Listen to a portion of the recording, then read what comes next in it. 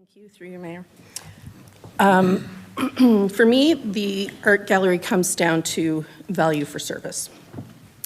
And we're spending $443,000 of taxpayer money on something that is open 16 hours a week during the day when people are working. And I want to take council back to 2021 and the conversation about the airport, because I was on the other side of the airport discussion, trying to save the airport when Mr. Simmons brought a report to kill it.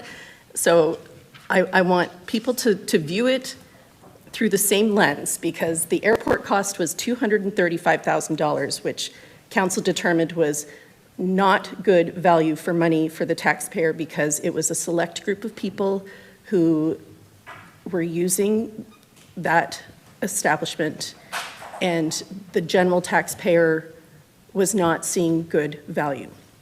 I would challenge you to look at this the same way. I joined council 2 years ago and immediately was on the art gallery board, and in discussions at that time talked about, you know, changing the hours, changing events, bringing you know, new things to try and up the you know, to get people in the door. And I feel like it's 2 years later and we're going in the wrong direction. I don't understand why we're open 12 to 4 days a week with $600,000 in wages that we're paying. This, to me, is just crazy.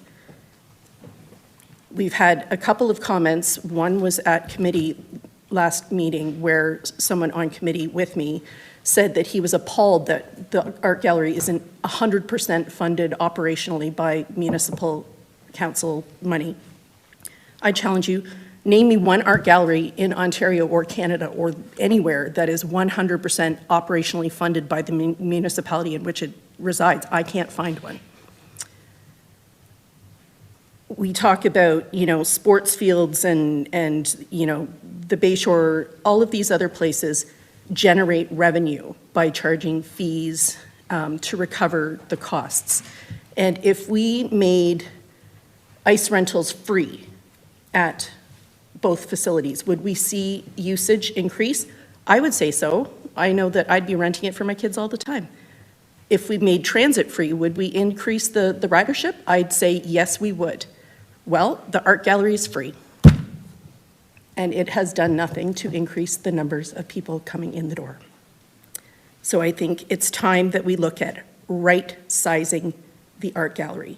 I am not advocating for getting rid of the art gallery. I am advocating to right-size it. Do we need to be a Class A collecting institution to maintain the status, to get a $50,000 or whatever grant it is from the Ontario Arts Council, which means we have to follow all their rules and provide art displays that nobody in the city really gives a darn about because it doesn't speak to them.